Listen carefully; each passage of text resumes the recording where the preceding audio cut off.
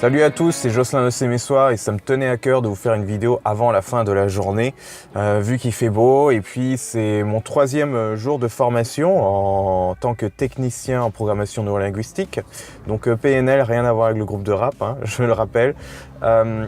Donc là, on a fait plein de choses, on a commencé à pratiquer, on a vu un système qui est assez barbare, enfin le nom est barbare, donc je vous expliquerai vite fait ce que c'est, l'EPED ECO, donc c'est état présent, de l'état présent à l'état désiré, et puis l'écologie, savoir si c'est bon d'arriver vers cet objectif. Donc le patient ou le client, parce qu'on appelle client, patient c'est pour les médecins, bon c'est comme ça, même si je sais que le corps psychologique et de la psychanalyse disent ouais mais c'est parce que vous voyez ils considèrent même pas les gens comme des patients, ils les considèrent comme des clients à qui ils vendent. Moi c'est ce que j'ai entendu à voilà, enfin à l'université passion de la psychanalyse.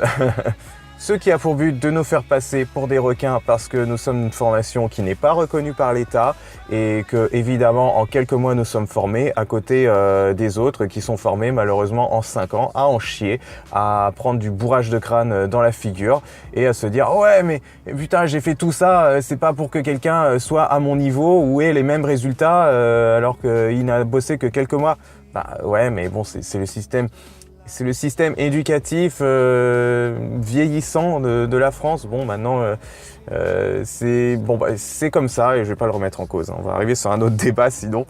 Alors, le PED ECO, ça permet en fait de cerner l'objectif réel du client. C'est-à-dire que la personne arrive dans un cabinet et ce qu'elle nous fait, en général, c'est nous formuler un objectif. Je vais arrêter de fumer, je vais arrêter de grossir, ça va pas, je vais arrêter d'être timide, ou alors non, je vais arrêter de me planter à mes examens, bon voilà.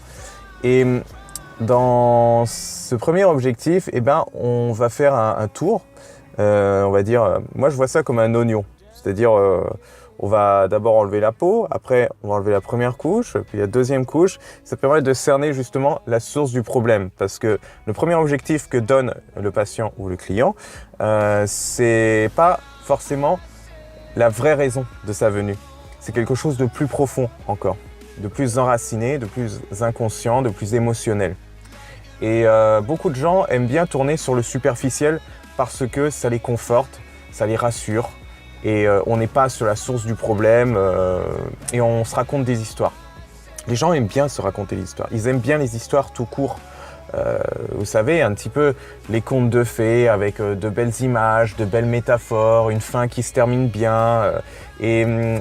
Quand on est dans la psychanalyse, c'est pas pour casser du sucre sur le dos de la psychanalyse, on tourne beaucoup autour du pourquoi, autour des histoires qu'on se raconte. Et on cherche à, bien sûr, la cause de ces histoires qu'on se raconte. Or, dans la PNL, on est plus dans la structure, le comment, c'est-à-dire comment on vit ces histoires et comment on peut les vivre autrement, surtout.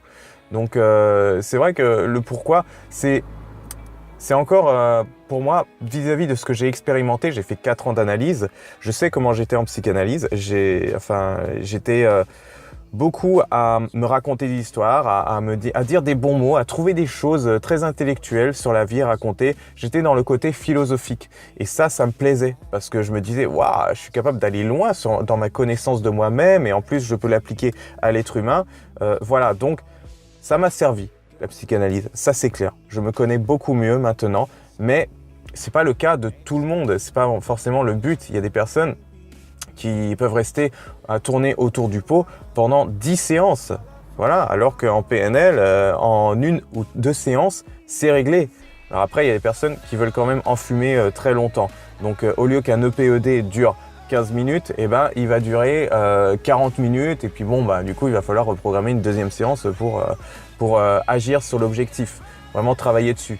Et voilà, donc ça c'est ok, se raconter l'histoire, c'est pour ça que la psychanalyse met plusieurs années avant de résoudre de problèmes. C'est qu'on accroît à notre connaissance de nous-mêmes, mais on n'agit pas forcément. Et il y a des personnes qui préfèrent la psychanalyse parce que c'est pas forcément écologique, donc c'est-à-dire que c'est pas forcément bon pour elles de tomber directement sur la cause du problème ou de le résoudre maintenant. Il y a des personnes, il leur faudra plus de temps parce que le problème est très fort, très intense émotionnellement et du coup, bah non, c'est pas bon de le résoudre maintenant. Donc là, oui, une analyse, une thérapie où on se raconte des histoires, où on parle, bah, ça permet de dégrossir, d'y aller progressivement, de faire des petits pas vers le problème pour s'habituer. C'est un petit peu là, je sais pas, l'image qui me vient, c'est aller bon, c'est vers une source de chaleur, mais là on va dire plutôt dans l'eau. Et ben on y va progressivement, on jette pas la personne dans la piscine, sinon elle fait une hydrocution, ça dépend de chacun. Donc il faut qu'elle se mette un petit peu d'eau dessus, qu'elle rentre progressivement. C'est ça, voilà. Et en PNL, et ben avec le PED, on cerne si c'est écologique pour la personne, donc si c'est bon pour elle, de résoudre son problème aussi, de réaliser son objectif. Si c'est pas écologique, et ben soit on la redirige vers un autre thérapeute, ou soit et ben on la redirige sur un autre objectif, un objectif plus réalisable, enfin, ou quelque chose de plus léger.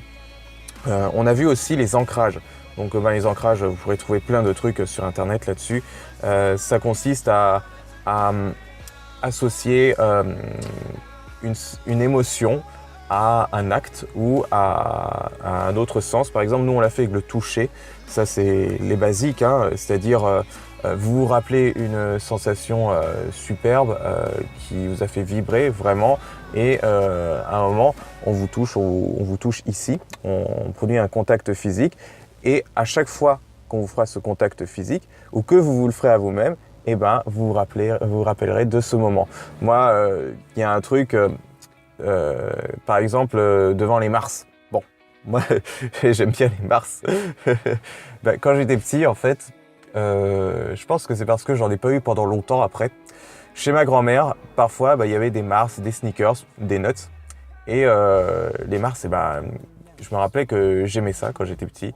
Donc, je voyais toute la forme de la barre dans son emballage. Hein. Je voyais l'emballage, le rouge, le noir, le doré. Et puis, tout ça, en fait, et dès que je le vois maintenant, dès que je mange un Mars, maintenant, je me rappelle immédiatement de cette expérience-là et des premières sensations que j'ai ressenties. Donc, maintenant, dès que j'en mange un, je me pose. Il n'y a rien d'autre d'allumé, il n'y a pas le téléphone. Le téléphone, il sonne rarement à ce moment-là, de toute façon.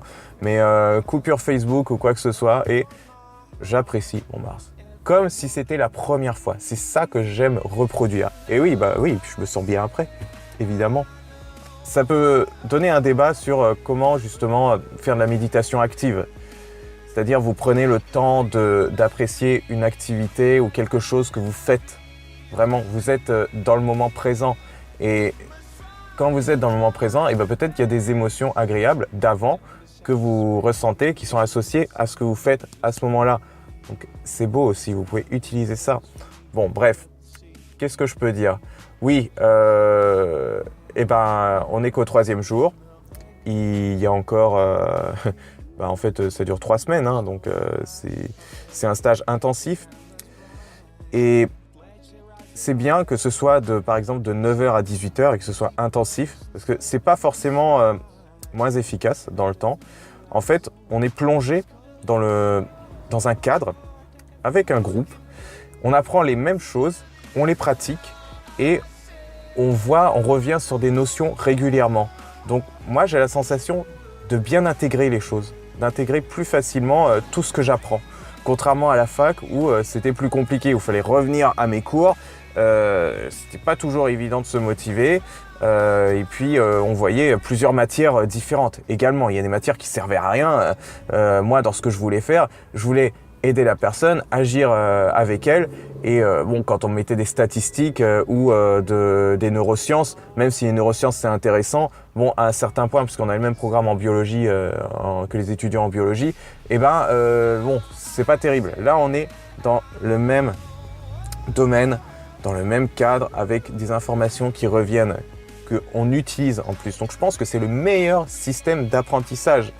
Et on est aussi dans un stage assez émotionnel. Vous savez que l'être humain retient les choses émotionnelles, des choses qu'il a associées avec l'émotion. Je trouve que c'est en fait le meilleur type de formation qu'on puisse faire à quelqu'un qui veut devenir thérapeute. Et la France a un énorme retard là-dessus parce qu'elle reste sur un vieux système qui date des années 60 où on est toujours sur un truc très généraliste qui doit se faire sur plusieurs années et forcément que les psychologues ou les psychanalystes ont un petit peu, enfin je dis pas tous, mais qu'une partie des psychologues et des psychanalystes sont en train de critiquer les thérapies brèves parce que eux ils en ont chié à faire du bourrage de crâne, à assimiler ce qu'on leur disait d'assimiler en disant que c'était la seule vérité et bon, bah, d'un coup, on leur dit, ouais, bah, moi, j'ai fait 3 mois de formation et puis depuis, j'arrive, bah, voilà, je fais mon activité, je soigne les gens, je fais de la thérapie. Ils se disent, oh là là, mais non, c'est pas possible, on peut pas comprendre autant de choses en 3 mois, c'est pas possible. Hein. C'est bien dommage. Donc, en fait, c'est pas de notre faute, c'est pas de la leur, c'est plutôt comment le système est fait. Et il est mal fait, en effet. Je pense, en tout cas, et c'est mon avis que j'ai partagé dans cette vidéo. Je vous remercie d'avoir écouté jusqu'au bout. Vous pouvez me suivre sur Facebook, sur YouTube, où vous voulez. Et puis, qu'est-ce que j'ai à dire? Sinon, oui, partagez cette vidéo si vous pensez que ça peut aider quelqu'un, ou likez si vous avez aimé.